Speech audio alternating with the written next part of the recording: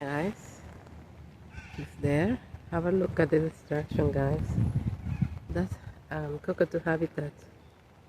Look, and that's her still here, suffering. That's Panchito. I feel sorry for them, guys. They're mourning. Have a look. All the habitat's gone. Look at the habitat destroyed. It's terrible, guys. I feel sorry.